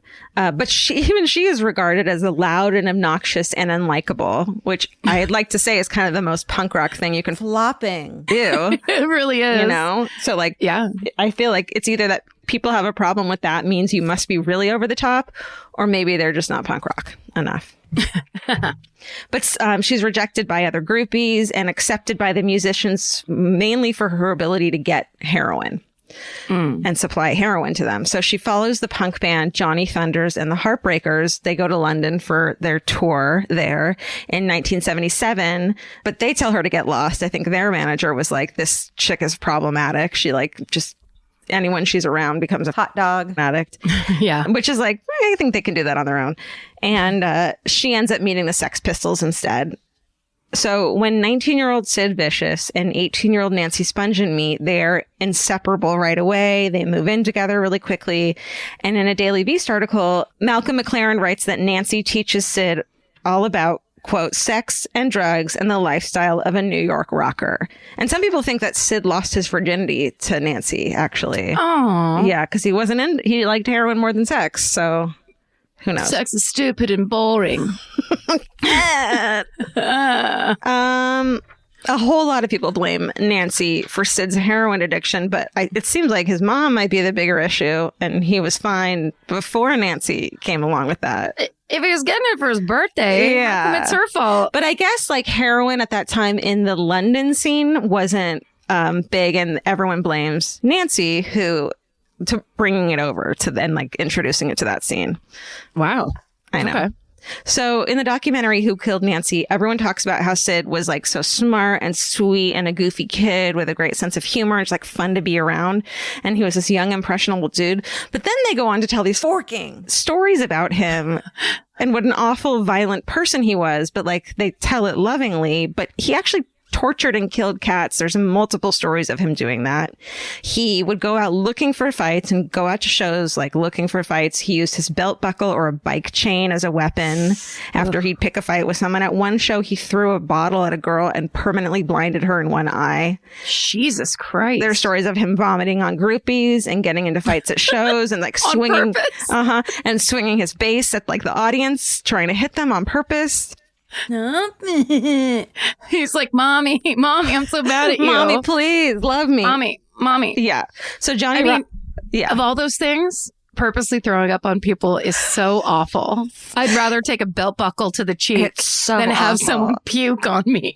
There's a story. Can I tell you that like, I think it was Joey Ramone went into a bathroom in London to shoot up with Sid Vicious, and there was no water to mix the heroin with. And so Sid took the syringe and in a clunking toilet bowl full of puke, used that. Like, absolutely he was not. just like one-upping everyone who was already trying to one-up society.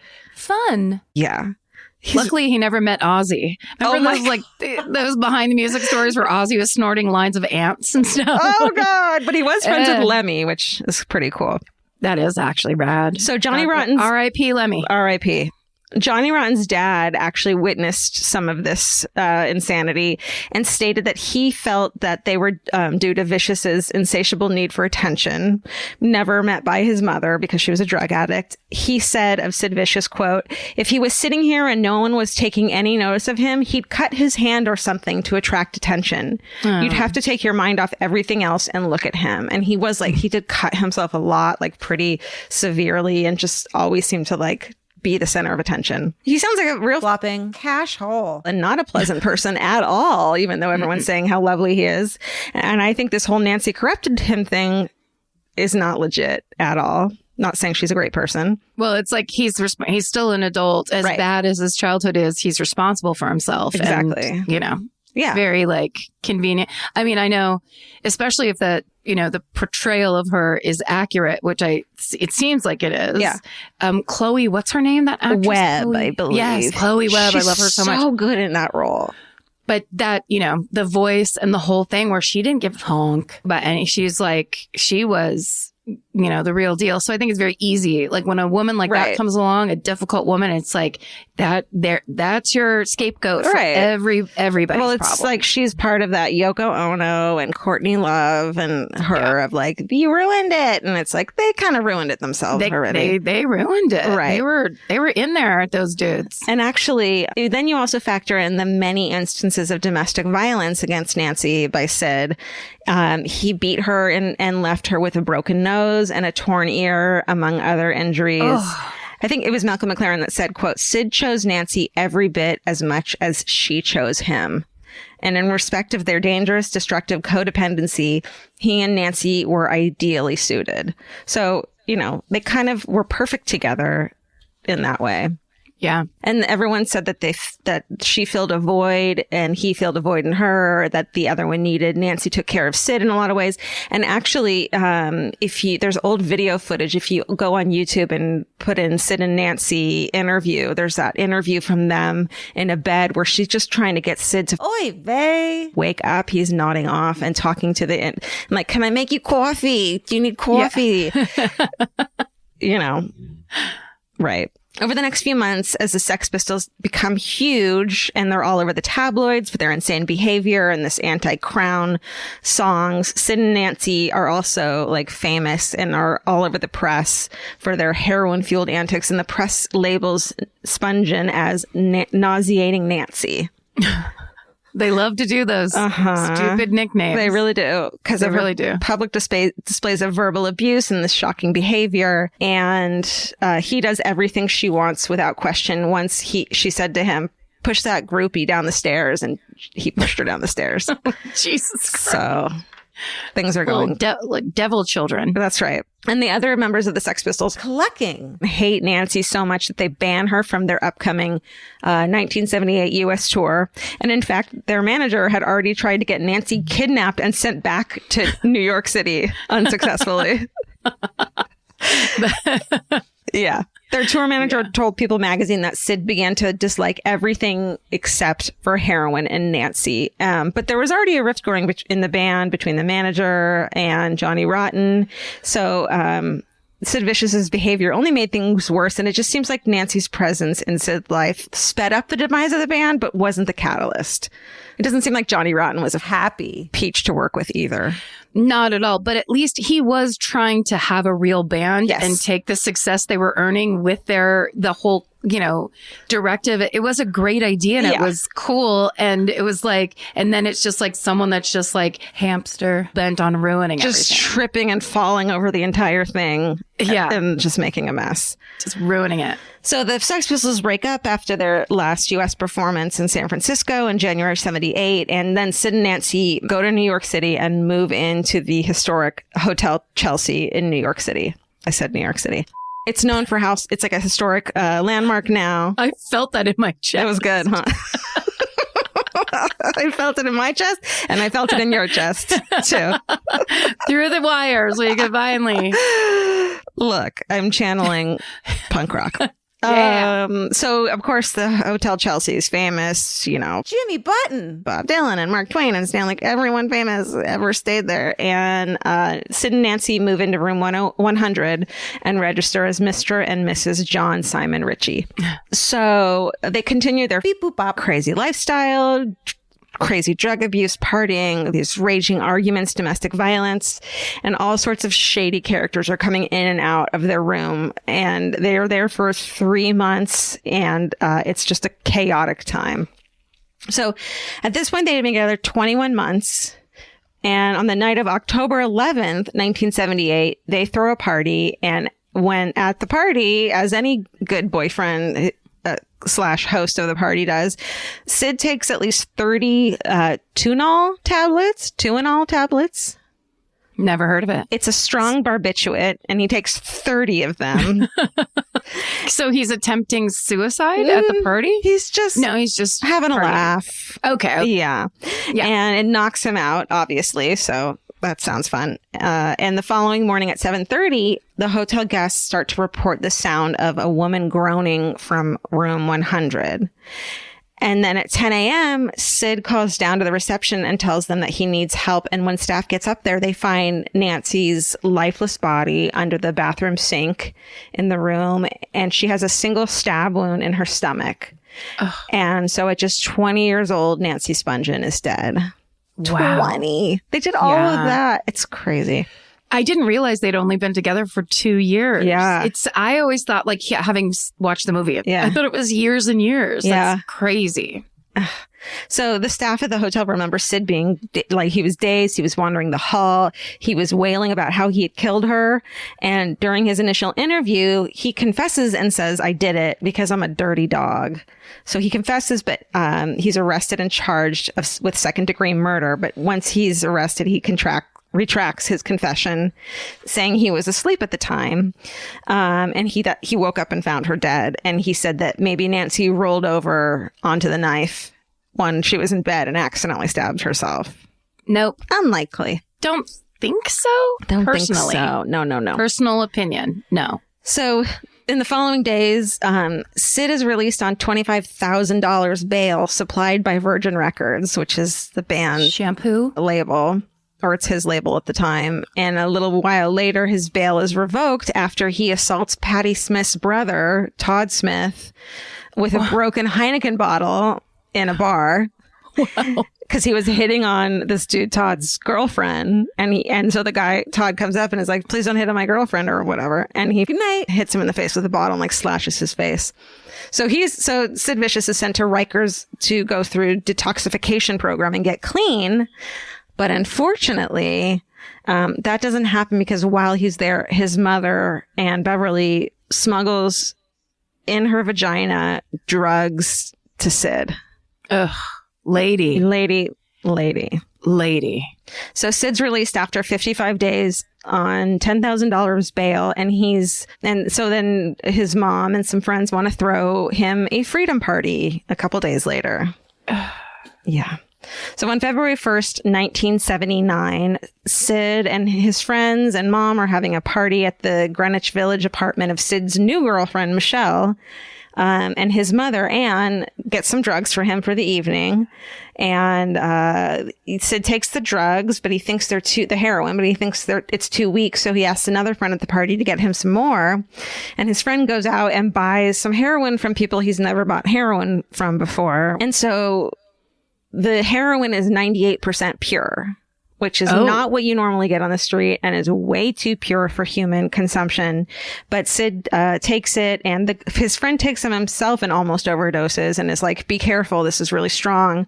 But then when the party breaks up and his friend leaves him with Sid with his mother and the heroin, and shortly after, it seems like Sid kind of sneaks some heroin and takes more. And in the morning, his mother goes to wake him up and finds him dead from an overdose.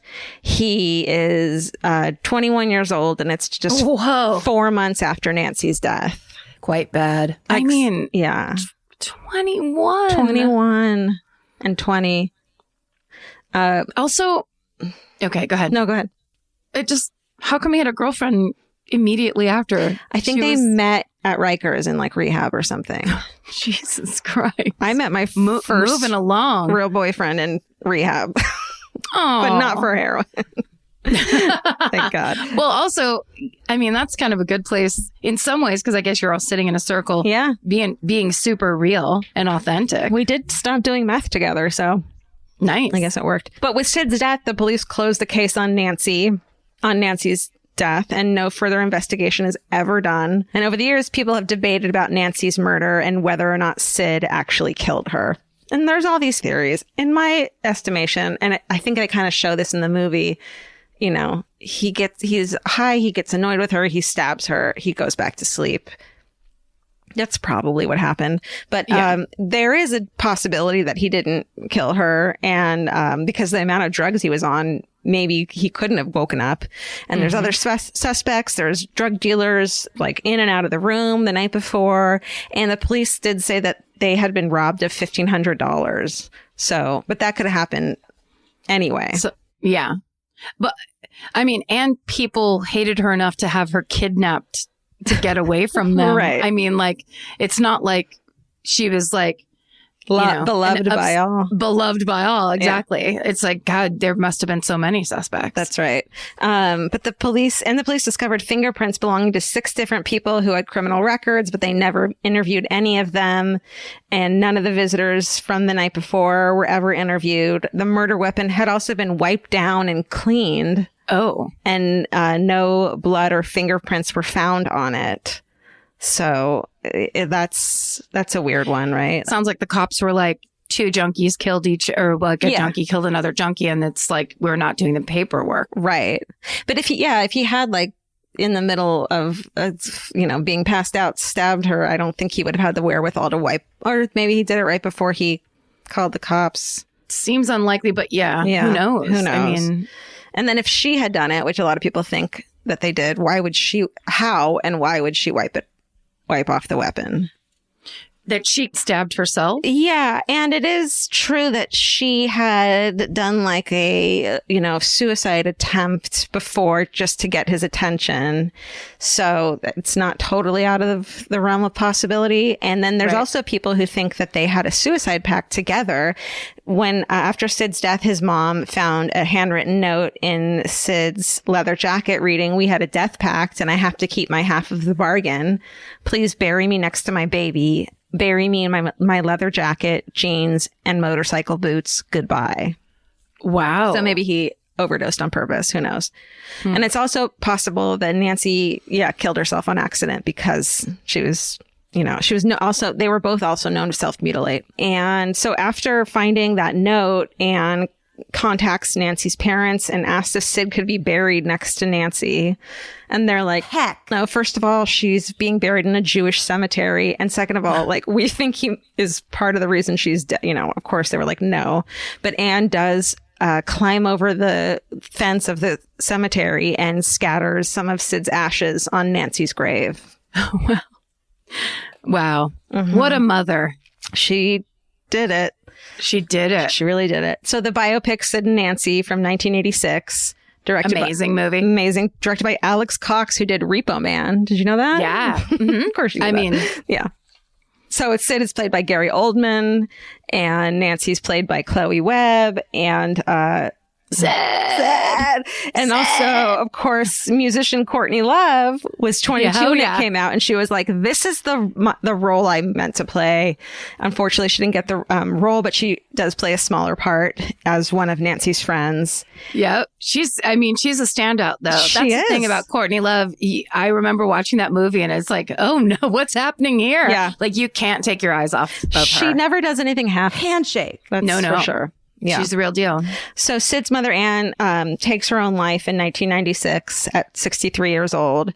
And The Guardian sums up that Sid and Nancy's tragedy as Romeo and Juliet with syringes. And there is a poem that Sid wrote for Nancy that goes, "You were my little baby girl, and I knew all your fears. Such joy to hold you in my arms and kiss away your tears. But now you're gone, there's only pain and nothing I can do. And I don't want to live this life if I can't live for you." So there might have been actual real love there between the two of them, and finally having someone who understood the other. Yep. But you can't add heroin into the mix. Yeah, I mean, that's going to wreck it. Yeah. For sure. So music critic Lester Bangs, legendary, after Nancy's death said, quote, "Sid and Nancy were possibly two of the most pathologically tortured humans on the face of the earth." And that is the deaths of Sid Vicious and Nancy Spungen. Wow. Amazing. Great job. Thank you. Sad. Everyone go watch Sid and Nancy. It's so good. Gary Oldman. Sid and Nancy. It's like Gary Oldman's breakout role, right? Yeah, he's so good. He was in a really good movie right before, I think before that. It was British. That was about a British playwright who was gay.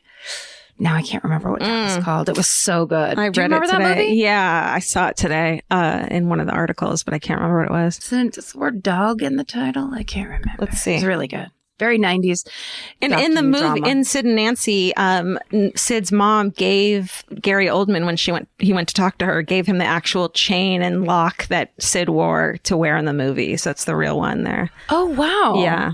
Oh. Yeah. That's kind of cool. Yeah. God, that mom, man. What a talk about. She's the third most tortured soul on the planet. That's right. I mean, pathologically, whatever. Yeah. God, it's just so unhealthy. It's so unhealthy, and it's so you didn't stand a chance. No. Little kid. You didn't have a shot at a normal life. And you know what sucks is that the music, I think that a lot of people who had really shabby childhoods, they do go into music, and it is their escape. It is the release. It's the thing that brings them somewhere else. Yeah. And he had the opportunity. Clearly he could play instruments. He had a musical, talent, but rotten heroin ruins everything. And there is this idea too, if he had gone to Rikers and actually tried to get sober, maybe his life would have taken a total different trajectory. And maybe Nancy's life, if she had had a chance to go home and, recover a little and get real psychiatric help, then maybe her life could have been way different. I bet she would have been pretty flippin' awesome. Yeah, but the thing that makes it so dark is like he couldn't do that because his own mom was like sabotaging. Exactly. That sucks so much. Oh, I looked up the that Vivienne Westwood documentary is called Westwood: Punk Icon Activist. It's from 2018. Cool. It's really mind blowing because my hilarious friend Luke loves Vivienne Westwood so much, and he basically made me watch that, and I didn't know. I knew about her, very tangentially and kind of like her cool style, but not details. Right. And like she was a driving force of the actual style of that like late 70s. Which is 80s. such a huge part of it. Can almost say that one wouldn't exist without the other in a way. Yeah. And they say, like all those styles of like having safety pins or wearing like, the clothes they wore. It was, part of it was because of there was really bad socioeconomic, it was like Thatcher's England at that time. And so they would have like the garbage men would go on strike. And then so there was just garbage piled in the streets. So when the teenagers would walk from like their house to a club there, and I can't remember if this might be in Sid and Nancy or it might be in a documentary about that time, they would just pick up garbage bags and put them on. You know what I mean? Because it was just like garbage was everywhere. It was like people were poor. There were strikes all the time. There was a lot of labor issues. There was so much it was like a kind of a depression, and a tension. There was like very much like class issues. And that's why, that whole thing of like God Save the Queen and basically saying flop. You royals, it took off because it was like, we're all down here in the muck and literally in piles of garbage, and you're in your tower, like saying pay more taxes, rough stuff. All right, Karen, it's time. Friday, hooray. Yes, I love it. All right. Do you want me to go first? Sure. This starts Friday, hooray. Hey, MFM fam. During the COVID-19 quarantine, I've been feeling hopeless and helpless as I'm not an essential worker nor a healthcare worker, and I'm horrible with a needle and thread. I felt there was something more I could be doing to contribute to supporting our community during this time. My boyfriend and I took to walking around our community with trash bags and my old wagon, collecting litter from parks and roadsides. After just one weekend, we collected 8 contractor trash bags filled to the brim. If I can't fight the virus directly, at least I can fight pollution. Thanks for all you do. Keep killing the game and stay healthy for all our sake. Shelby in Bucks County, Pennsylvania. Beautiful. That's awesome, Shelby. That's duckling. Beautiful and important. It's important Great job. for your mental health, and it's so cool that you found something to do, but you're helping your community, and that's duckling. Beautiful. It's really beautiful. That's so Great smart. job. This one is from Orangulant. Something. Okay. Hashtag promo code murder. My French hooray is for the staff at St. Mary's Hospital in Decatur, Illinois. I went into their ER late Tuesday night with intense stomach pain and ended up needing an emergency appendectomy. Of all the times. So scary. Oh my God. Due to COVID-19, my husband was not allowed to be with me, and I had to go through the whole thing alone. Every single nurse, doctor, and staff member was gentle, friendly, and comforting. I had never had surgery before, so it was especially scary. Everything went well, and I'm back home recovering. Oh, thank God. Oh my God. How terrifying. So terrifying. I'm so glad that went well. Yeah, what a bummer to be like, I really don't want to go to the hospital. I have to go to the hospital. And I have to go. Yeah. Okay, this is from Blood Splatter Analyst, and it's Anna is in all caps. So I'm assuming this person's name is Anna. Hi, my fabulous hooray is that down my street, a little girl is always on her porch, and every day she does something special for people walking by. She has her violin practices out there, makes signs, yells out funny jokes, etc. She brings me joy every time I pass her, and she loves when I say something back to her. Stay home and safe, but make sure you still interact with others somehow. Anna. That's so cute. That is very cute. We, Vince and I sit out front of our garage now in our lawn chairs and say hello to everyone walking by and silently judge them if they're not wearing masks. But, you know. So true. This is from Science of Myself. It says, my friendly hooray for the week. I work at a domestic violence shelter in Central Texas, and this week our staff received a cookie delivery. It was from Brene Brown. What? And then there's a smiley face emoji, a cookie emoji, and a heart emoji. How incredible. I didn't know this when I talked about Brene Brown at the top of the show. I hadn't read this yet. But what? That's the whole story? Yeah. They received a cookie delivery at their domestic violence shelter in Central Texas, and it was from Brene Brown. Brunch. Yes, Brene Brown. I mean, just... Class act. Just doing it right. Class act. That's beautiful. Yeah. This one is from Ashley Ann. Okay. I am a first-time mom, and my 2-month-old baby girl cannot sleep for more than 15 minutes by herself alone in the bedroom. She has to be sleeping right next to me or my husband, or one of us has to hold her. She will sleep for hours this way.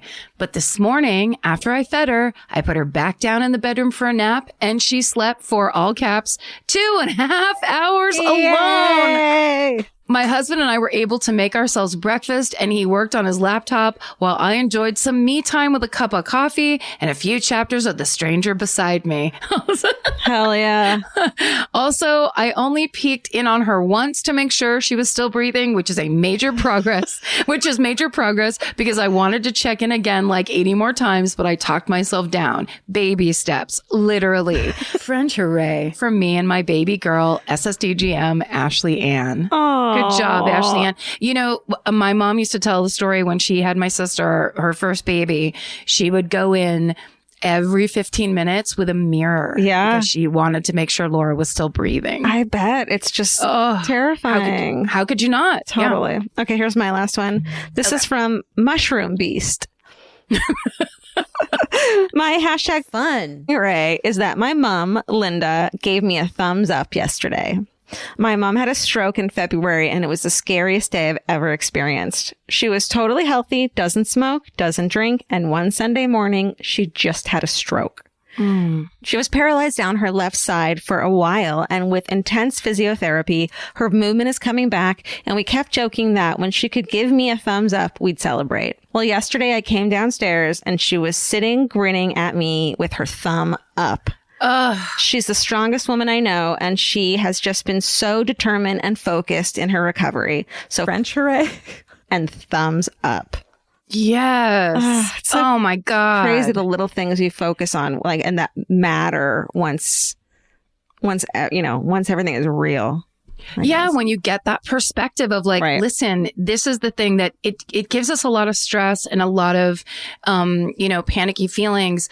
But there is this advantage to looking at life like that could happen to you, or you could catch the cerebral disease or something. That this is not, we are lucky. Every moment that we have with our health is a gift, and we should treat ourselves like it's a gift, and we should treat other people like it's a gift. And we should all go out onto our symbolic porches with our symbolic violins and play them for other people, and be nice to your neighbors and wave to people, and like get in the game while you still can. It's important. I love that. It's so true. It's so true. I really, really hope that we come out of this, whenever we come out of it, a little kinder. Everyone is a little more easy on everyone else and a little kinder.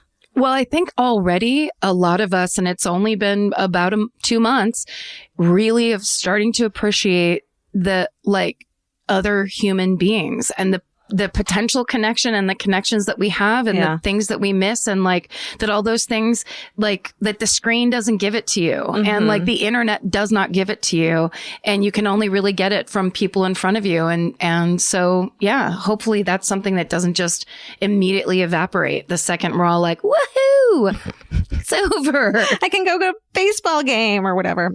Yeah, for sure. And, thanks all of you for listening. Everyone is, people say such nice things to us online about, continuing to do this podcast for me, it's a gift to get to. Yeah. What a miracle that this, that we get to do that. And we have these people that care so much and listen and give a splash. I mean, like, it's really nice. Yeah. It's really a gift. Definitely. So thank you guys. Thank you. We're so incredibly lucky and grateful for you guys. Send your big feelings. Just hashtag them and we'll read them next week, maybe. Yeah, big or small, whatever's going on with you. It's very good for your mental health to keep a gratitude list, and so try to do it and try to find those moments so that you can big feelings along with us. Mm-hmm. And in the meantime, stay saved and do God's mission. Goodbye. Elvis, do you want a cookie? Yeah. Okay.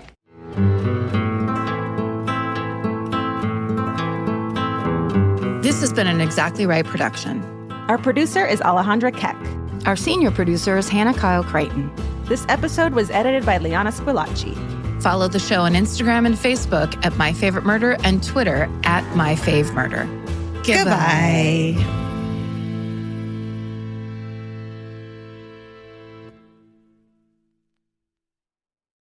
I'm Nancy Glass, host of the Burden of Guilt Season 3 podcast. This is a story about a horrendous situation that destroyed 2 families. It's a scorched earth war that shows just how far someone will go to get what they want. Cindy said I had to choose between the truth and my family, and I had to choose the truth.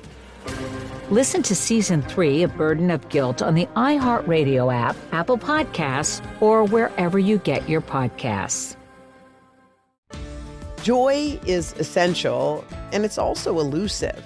But now, there's a new and exciting way to start your journey toward a more joyful existence. Joy 101. If you're craving inspiration, support, and useful tools to maximize your joy, tune into these candid, uplifting, and moving on-air chats. Listen to Joy 101 with Hoda Kotb starting June 10th on the iHeartRadio app, Apple Podcasts, or wherever you get your podcasts.